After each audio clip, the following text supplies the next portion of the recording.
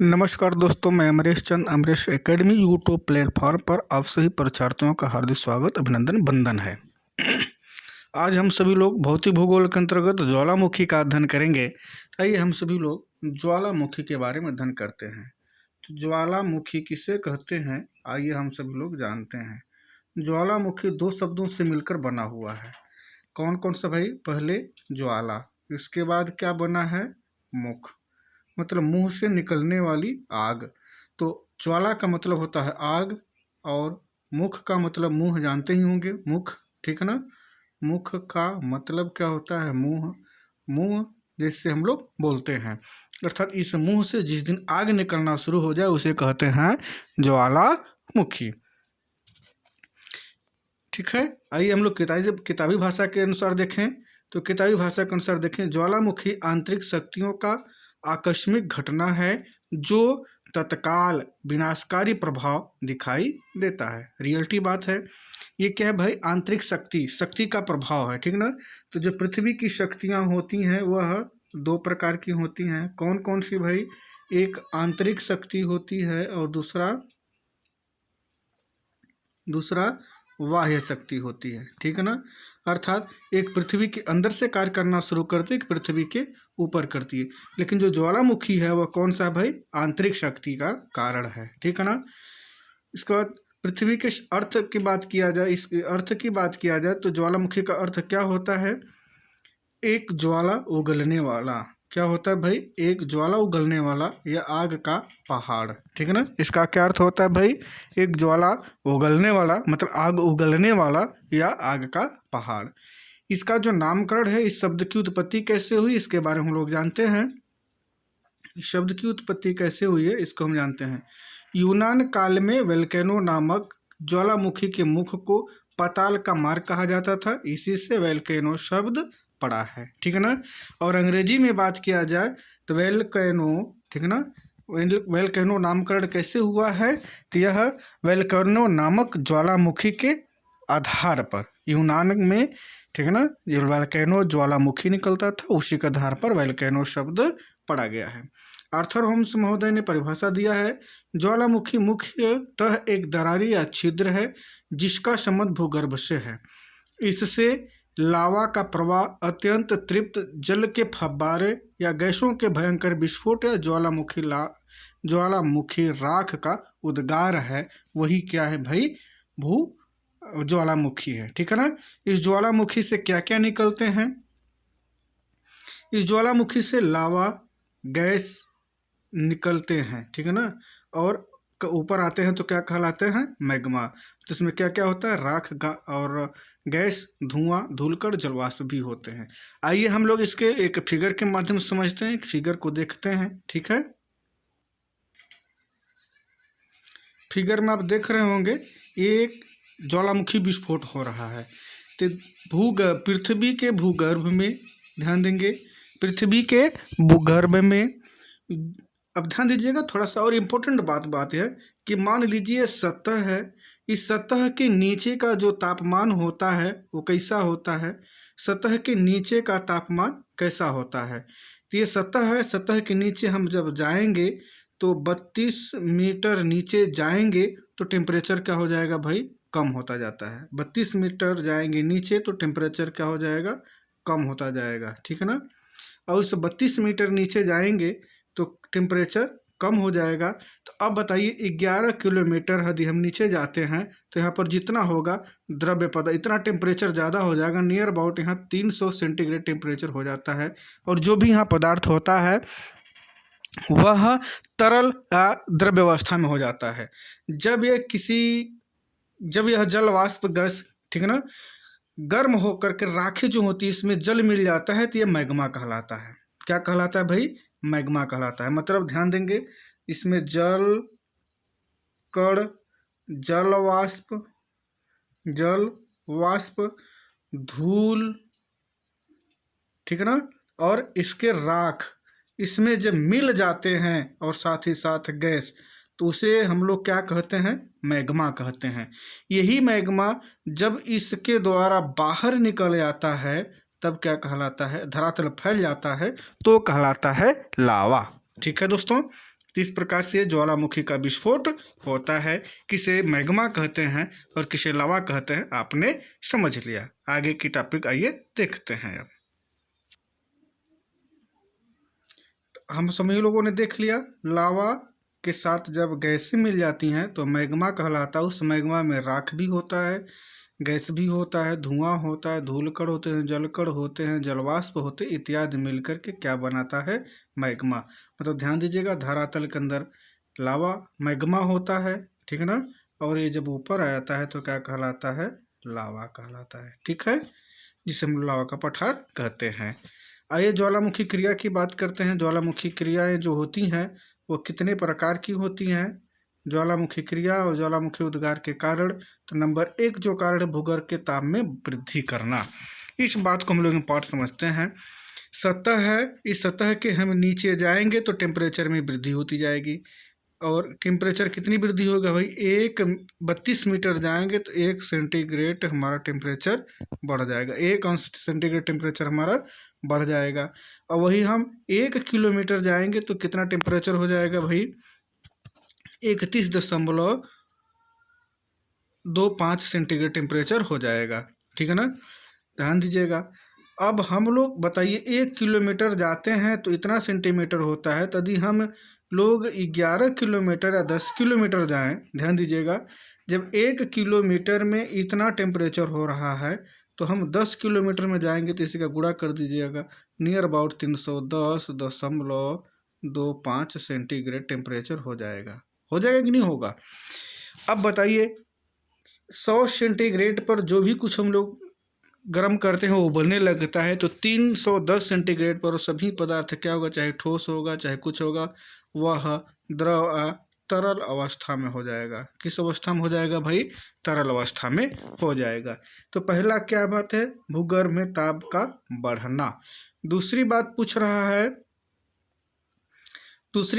रहा है भाई, गैसों का जलवाष्प की उत्पत्ति। जलवाष्प की बात किया जाए तो जिसमें 60 से 90% तक क्या होता है, जलवाष्प बनता है। इस जलवाष्प में CO2 कार्बन डाइऑक्साइड, SO2 गंधक ऑक्साइड या sulphur dioxide, CO carbon monoxide, H2 hydrogen, NH3 ammonia gas उत्सर्जित होती हैं।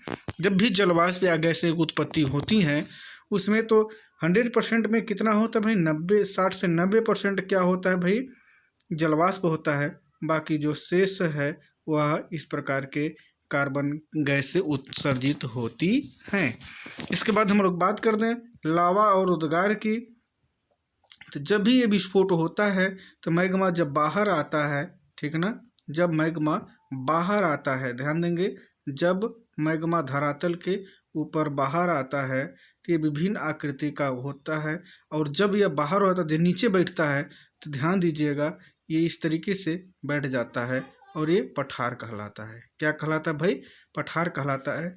अब यही क्षेत्र लावा पठार कहलाएगा। क्या कहलाएगा, लावा पठार। ठीक है दोस्तों, आगे चलते हैं हम लोग। आगे हम लोग देखते हैं ज्वालामुखी का वर्गीकरण करते हैं। ज्वालामुखी कितने प्रकार के होते हैं, आइए हम सभी लोग देखते हैं ज्वालामुखी कितने प्रकार के होते हैं। नंबर 1, ज्वालामुखी क्रियाशीलता के आधार पर सक्रिय ज्वालामुखी क्या होते हैं भाई। नंबर 1, सक्रिय ज्वालामुखी। जो ज्वालामुखी बार बार विस्फोट होता रहता है उसे सक्रिय ज्वालामुखी कहते हैं। ये की संख्या कितनी है, कम से कम ये 500 जनसंख्या है। कुछ ज्वालामुखी क्रिया को, सक्रिय ज्वालामुखी को हम लोग कुछ ट्रिक के माध्यम से याद करने का प्रयास कर रहे हैं। तो आइए याद करते हैं भाई। एक ट्रिक दिया गया है, इस ट्रिक को आप याद करेंगे तो सभी ज्वालामुखी को आप याद कर सकते हैं। हकीमो सीए डेरे को ले बोली मान बैरन अर्जली ओजल, ये ट्रिक है। इस ट्रिक से हम लोग देखते हैं कि क्या क्या लिखा गया है। ठीक है ना, आइए देखते हैं भाई। हकीमो, ध्यान दीजिएगा, ह से होता है, यहाँ लिखा है हकीमो। ह से हवाई द्वीप, की से हवाई द्वीप। हवाई द्वीप कहाँ होता है भाई, USA में है। ठीक है ना, हवाई द्वीप कहाँ है भाई, USA में, अमेरिका में है। यहीं पर बराक ओबामा का भी घर है। ठीक है ना, हकीमो हवाई द्वीप, ह से हवाई द्वीप, की से किलायू और मो से मोना लोआ। ये 2 द्वीप ज्वालामुखी, सक्रिय ज्वालामुखी कहाँ है भाई? हवाई द्वीप पर है। इसके बाद सी से होता है सिसिली द्वीप, इटली। वहाँ पर कौन सा ज्वालामुखी है? माउंट एटना, ठीक है ना। कौन सा है भाई वहाँ पर? Mount Etna. डोर को ध्यान देंगे आगे, डोर मतलब डोर क्या होता है? इक्वेडोर। ध्यान देंगे, डोर का मतलब इक्वेडोर को कोटापेक्सी। इक्वेडोर कहाँ है भाई? ये भी दक्षिण अमेरिका में है। दक्षिण अमेरिका में है कौन? इक्वेडोर। आगे चलते हैं, ले बोली देखिए, लेपारी द्वीप, स्ट्राम्बोली को लाइट हाउस ऑफ मेडिटेरियन सी कहते हैं। क्या कहते हैं भाई? लाइट हाउस ऑफ मेडिटेरियन सी कहते हैं, जो प्रत्येक 15 मिनट में विस्फोट होता है। इसे थोड़ा सा ध्यान दिया जाए तो यह बार बार हर एक 15 मिनट में जब विस्फोट होता है तो ये एक लौह की भांति ऊपर निकलता है और पूरे भूमध्य सागर में प्रकाश हो जाता है। कहाँ होता है भाई? भूमध्य सागर में ये प्रकाश हो जाता है, इसलिए कहा जाता है भूमध्य सागर का लौह स्तंभ। क्या कहा जाता है भाई? भूमध्य सागर का लौह स्तंभ। क्या बताए? लौह स्तंभ या प्रकाश घर कहते हैं, स्तंभ।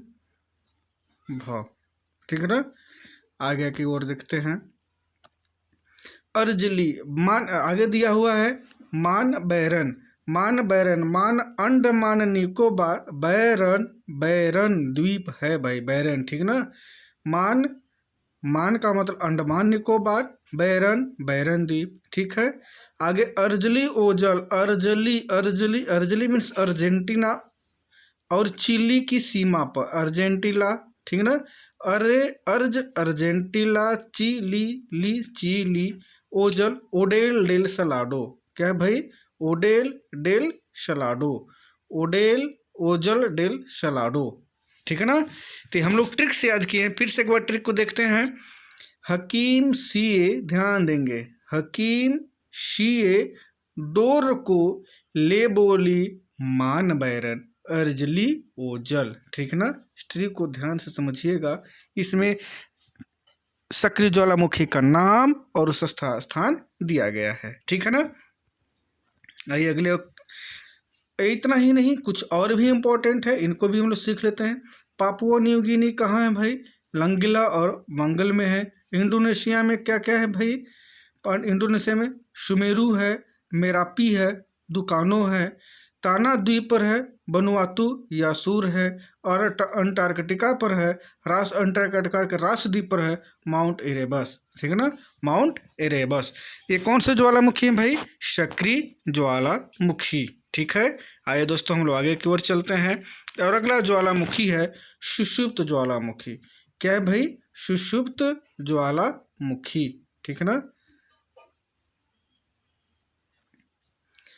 थोड़ा सा इस पीडीएफ में देख लेते हैं। सक्रिय ज्वालामुखी किसे कहते हैं?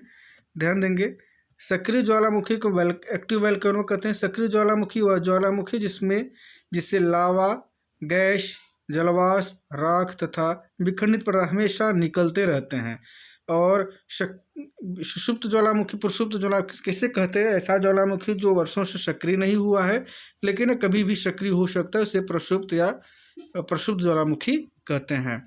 और मृत ज्वालामुखी या शांत ज्वालामुखी किसे कहते हैं? ऐसे ज्वालामुखी जो कई वर्षों से सक्रिय नहीं हुए और जिनकी भविष्य में भी सक्रिय होने की संभावना नहीं होती है, उसे शांत ज्वालामुखी कहते हैं, ठीक है दोस्तों। आइए हम लोग सभी लोग सुषुप्त ज्वालामुखी के ट्रिक से समझते हैं। सुषुप्त ज्वालामुखी डोरमेंट जो अल्काइन कहते हैं, इसका ट्रिक से हम अलग करते हैं ईवी जाफ्यूसिया का अनार फ्री में, ठीक है भाई। ट्रिक क्या है? ईवी जाफ्यूसिया का अनार फ्री में। ई से होता है इटली, वी से होता है विश्ववियत, मतलब ईवी, ठीक है ना। ई से इटली, वी से विश्ववियत। आगे है जाफ्यू से होता है जापान, फ्यूजी से फ्यूजियामा। शिया का शिया शिया शिया मतलब इंडोनेशिया का क्राटोवा। अनार, अनार देखिए अंडमान निकोबार में, नारकोंडम द्वीप पर, ठीक है ना, नारकोंडम। इसके बाद फ्री में अफ्रीका में, ठीक है ना। तो ढेर सारे ज्वालामुखी होते हैं। आइए अगले ज्वालामुखी की हम लोग बात करते हैं। शांत ज्वालामुखी की बात करते हैं या मृत ज्वालामुखी। ऐसा ज्वालामुखी जो एक बार उद्गार हो गया, दोबारा भविष्य में उद्गार होने की संभावना नहीं है, उसे शांत या मृत ज्वालामुखी कहते हैं। ट्रिक से हम लोग इसको लर्न करते हैं, और वो ट्रिक आइए ध्यान देते हैं सभी लोग। ई सुल्तान, ध्यान दीजिएगा, ई सुल्तान देव डोरची तनजारो मारपोप एंडुगुआ। ध्यान देंगे, फिर से पढ़ेंगे भाई। ई सुल्तान देव डोरची तनजारो मारपोप एंडुगुआ। ई सुल्तान, ई का मतलब होता है ईरान, ईरान में है कोह सुल्तान और देवबंद, ठीक है ना। ई सुल्तान देव, ई सुल्तान देव, ई सुल्तान देव का मतलब ई से ईरान, सुल्तान देव का मतलब कोह सुल्तान और देवबंद। डोरची, डोरची, डोरची, ध्यान दिए, डोर से होता है इक्वेडोर, ची चिम्बाराजो। तंजारो, तन मतलब तंजानिया, जारो मतलब किल्ली मंजारो, ध्यान देंगे ऐसे ही।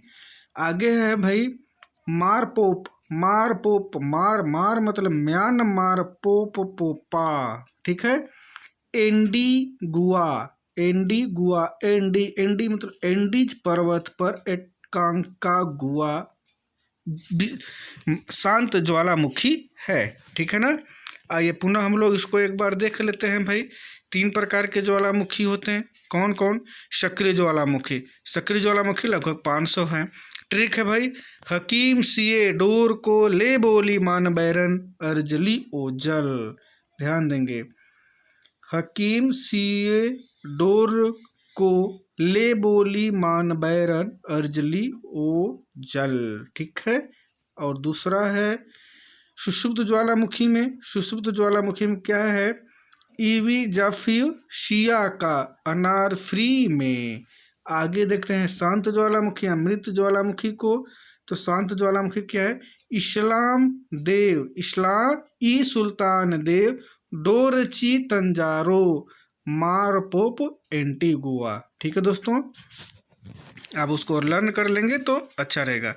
अब हम लोग उत्पत्ति के आधार पर देखे थे, क्रियाशीलता के आधार पर, अब हम लोग देखेंगे उद्गार के आधार पर। अभी हम लोगों ने देखा क्रियाशीलता के आधार पर, अब देखेंगे हम लोग उद्गार के आधार पर। उद्गार की बात किया जाए तो ध्यान देंगे, अतिहिंसक, ध्यान दीजिए, अतिहिंसक, पहला है अतिहिंसक मतलब सबसे ज़्यादा विस्फोट होने वाला, उसे ही पीलियन तुल्य ज्वालामुखी कहते हैं। क्या कहते हैं भाई, पीलियन तुल्य ज्वालामुखी कहते हैं। किसके आधार पर, उद्गार के आधार पर, अतिहिंसक या पीलियन तुल्य ज्वालामुखी। यह 1883 में काकरोटोवा द्वीप पर विस्फोट हुआ था, ठीक है ना, काकरोटोवा द्वीप पर, जो सुल्डा जन डमरू मध्य के बीच में, लावा सुमात्रा के मध्य इंडोनेशिया में है। काकरोटोवा द्वीप कहाँ है भाई, इंडोनेशिया में सुंडा द्वीप पर है, सुंडा जल संधि के पास है, जावा और सुमात्रा द्वीप के मध्य में है और इंडोनेशिया में है। जब यह भयंकर विस्फोट हुआ था तो इस द्वीप का 1/3 भाग उड़ गया, ध्यान दीजिएगा भाई, 1/3 भाग उड़ गया और 2/3 भाग डूब गया। 36,000 व्यक्ति मारे गए थे, आसमान में बादल छा गए थे, लहरें 25 मीटर ऊपर उठ गई थी तथा इसकी आवाज़ ऑस्ट्रेलिया तक सुनाई दिया था। तथा इसकी आवाज़ कहाँ तक सुनाई दिया था भाई, ऑस्ट्रेलिया तक सुनाई दिया था। इतना भयंकर विस्फोट है। तो पीलियन तुल्य कहाँ है भाई, इंडोनेशिया में है, ठीक है ना। अतिहिंसक सबसे ज़्यादा 1883 ईस्वी में हुआ था। देख रहे हैं आप, 1/2 भाग उड़ गया, 2/3 भाग डूब गया, 3600 व्यक्ति मारे गए, 35 मीटर लहरें उठ गई थी और इसकी आवाज़ ऑस्ट्रेलिया में सुनाई दिया। आसमान में बादल छा गए। ये इसके रहे इम्पोर्टेंट, ठीक है ना। इतना विशाल था इसलिए इसका नाम है अति हिंसक और यह पिलियन तुल्य ज्वालामुखी कहा जाता है। आइए अगले ज्वालामुखी की बात करते हैं। अगला ज्वालामुखी है हिंसक। अति हिंसक था, अब हिंसक। ये कहाँ है भाई? विसुवियस तुल्य ज्वालामुखी। यह 79 ईस्वी में, ध्यान देंगे, यूनान काल में पिम्पेरी नगर नष्ट हो गया। बहुत पहले पिम्पेरी नगर रहा है, वो इटली में था, वो क्या हो गया भाई? नष्ट हो गया। प्लिनी सर्वप्रथम देखा था, प्लिनी सर्वप्रथम इसको देखा था, इसलिए से प्लिनियन ज्वालामुखी भी कहते हैं। इस ज्वालामुखी में गैस, राख, धुआं, जलकण, जलवाष्प, बादल छा गया था।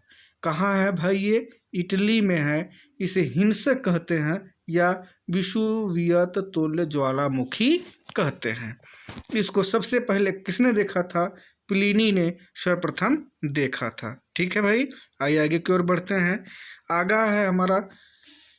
अगला है हमारा भयंकर विस्फोट या वुल्केनियन तुल्य ज्वालामुखी। ध्यान देंगे, वोल्केनो नामक ज्वालामुखी भूमध्य सागर के लिपारी द्वीप में है। इसी स्थान से ही इसका नाम वोल्केनो पड़ता है। क्या पड़ता है भाई? वोल्केनो पड़ता है, ठीक है ना, इसी के नाम के स्थान से।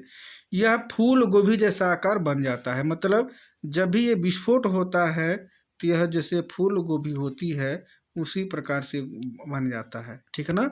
ध्यान देंगे कैसे बन जाता है भाई? फूल गोभी के आकार का। ऐसे फूल गोभी होती है तो यह इस आकार का बन जाता है, ऊपर वायुमंडल में बिखर जाता है, जो फूल गोभी के जैसा आकार दिखाता है। और यह कहाँ है? लिपारी द्वीप, भूमध्य सागर में लिपारी द्वीप में है, ठीक है ना। आगे हम लोग चलते हैं भाई। आगे देखते हैं हम लोग कौन सा भाई? मध्यम ज्वालामुखी, मध्यम विस्फोट। ये स्ट्रम्बोली तुल्य ज्वालामुखी होता है। स्ट्रम्बोली ज्वालामुखी भूमध्य सागर के सिसिली द्वीप में है और उत्तरी भाग में स्थित है। झामक, पुमाइस, अक्षर और ज्वालामुखी बम निकलते हैं यहाँ पर झामक, अवस्कर तथा ज्वालामुखी बम निकलते हैं, ठीक है ना। आगे हम लोग देखते हैं हवाई द्वीप को शांत ज्वालामुखी कहते हैं। हवाई द्वीप यूएसए में है, ठीक है ना। और वहाँ पर कौन कौन सा ज्वालामुखी है भाई? यहाँ पर मोना लोआ और मोनांकी है। ये पताखा जैसी आवाज़ करता है और यह उतना विनाशकारी नहीं होता है, ठीक है दोस्तों। आइए अगले हम लोग देखते हैं।